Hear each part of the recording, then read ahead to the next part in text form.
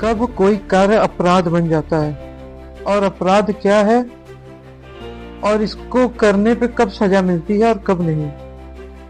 तो देखिए, अपराध के कई चरण होते हैं। जब तक अपराध में कोई गैर विधिक कार्य न कारित कर दिया गया हो तो वो अपराध नहीं होता। इसका अपना एक चरण होता है, लेवल होता है, इसकी भी एक अपनी प्रक्रिया होती है।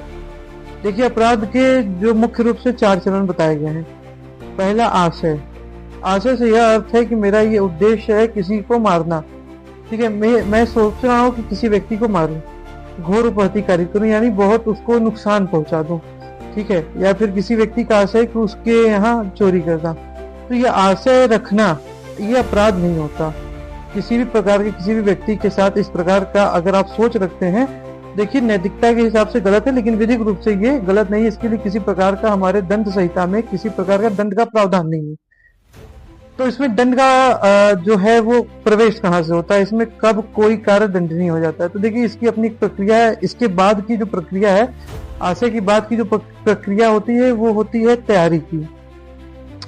तैयारी यानी किसी व्यक्ति को अगर आपको मारना है तो आप उसके लिए डंडा या फिर उसको घोर उपहति कारित करने के लिए या फिर उसको जान से मारने के लिए आपको जो भी चीजें चाहिए, जो भी मटेरियल भी चाहिए, जिसकी भी आपको आवश्यकता है, जिससे आप उसको चोट पहुंचाना चाहते हैं या फिर उसकी हत्या करना चाहते हैं, तो उसके लिए जो आप वेपन्स का जो आप इकट्ठा कर रहे हैं वो भी एक तरीके से अपराध नहीं है। वो उसकी भी तैयारी करना एक तरीके से अपराध नहीं है।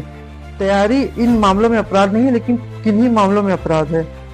जैसे कि राज्य के विरुद्ध आप कोई ऐसे तैयारी करें जिसमें आप ऐसा वेपन्स का किसी प्रकार का अगर आप उसे इकट्ठा कर रहे हैं, या फिर आप डकैती के लिए ऐसे कोई चीजों को इकट्ठा कर रहे हैं जो उसको सुलभ बनाने के लिए जो कार्य है, या फिर आप राज्य के विरुद्ध गोला बारूद ऐसा कुछ बम या विस्फोटक इस प्रकार के कोई चीजों को अगर आप जुटा रहे हैं, इकट्ठा कर रहे हैं, तैयारी उसकी कर रहे हैं, तो ये भी अपराध है। तैयारी के रूप में राज्य के विरुद्ध ऐसा कार्य करना और डकैती के लिए ऐसे कुछ परियोजना की तैयारी करना, ये भी दोनों अपराध है। और इसका तीसरा चरण होता है प्रयत्न। प्रयत्न जो होता है, प्रयत्न से आपके अपराध की शुरुआत हो जाती है। जैसे किसी व्यक्ति के साथ कोई व्यक्ति चोरी का प्रयत्न कर रहा था, जैसे ही उसने चोरी का प्रयास किया, उसके जेब में 500 का नोट निकालने के लिए जेब में हाथ डाला उसकी वॉलेट को चोरी करने के लिए, और वो व्यक्ति उस चोर को पकड़ लिया जिसकी जेब में वो हाथ डाला था। तो उसका वो कार्य तो विफल हो गया, लेकिन उसने प्रयत्न किया। उसका उद्देश्य था उसकी चोरी करने का, और वो प्रयत्न भी किया और उसका प्रयत्न विफल हो गया। तो क्या ये दंडनीय नहीं होगा? ये भी दंडनीय होगा।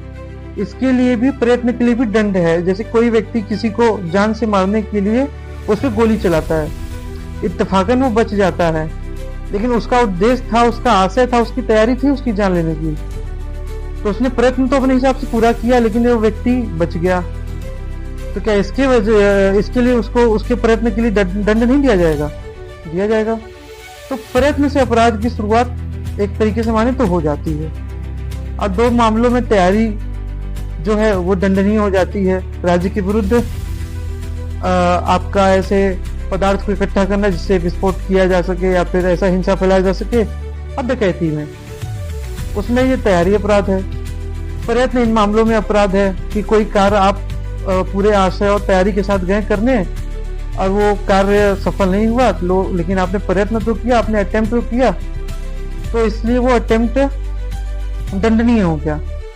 उसके बाद जो आता है, इसका लास्ट चरण जो होता है, उसे कारित कर देने का, उस कार्य को कर देने का। तो वो जो कार्य जो हो रहा है वो आपराधिक मानसिकता के साथ, आपराधिक आशय के साथ, आपराधिक तैयारी के साथ हो रहा है। तो वो कारित अगर हो रहा है तो वो अपने में दंडनीय है। उसके लिए आपराधिक कानून में जो भी दंड का प्रावधान है, उसके लिए उस अपराधी को उससे गुजरना होगा, उसके ऊपर उसका चार्ज लगाया जाएगा, उसके ऊपर न्यायालय में विवेचना चलाई जाएगी, तो वो तो दंडनीय हो गया। तो इसी प्रकार से कोई भी अपराध की शुरुआत की जो प्रक्रिया होती है और उसका लास्ट स्टेप जो होता है, उस पर हमने चर्चा किया आज। पहला आशय रखना, देखिए, कोई भी आपराधिक मानसिकता में आशय का होना बहुत आवश्यक है। ठीक है, कारित यदि करता है तो इन तीनों चीजों को भी जोड़ा जाएगा। देखिए, अपराध, कोई भी विधि विरुद्ध अपराध करने के लिए ये 4 चरण होता है। पहला चीज आपका आशय था, अपराधी मन था। दूसरी चीज उसकी तैयारी करना, तीसरी चीज उसको प्रयत्न करना, और चौथा उसे कारित कर देना, यानी उस कार्य को कर देना। तो ये अपराध के 4 चरण होते हैं, जिससे हम किसी अपराध को ये समझ सकते हैं कि ये सोची समझी सुनियोजित प्रकार से किया गया है। इस कार्य को करने के पीछे उस अपराधी का आशय था, उस व्यक्ति ने उसकी तैयारी की, उसने प्रयत्न किया और उसने कारित किया। तो ये अपराध के ये 4 मुख्य स्रोत और चरण होते हैं। ऐसे ही हमसे जुड़े रहें लॉ से इंफॉर्मेटिव वीडियो पाने के लिए। मेरा नाम था बिंद्रासनी। धन्यवाद।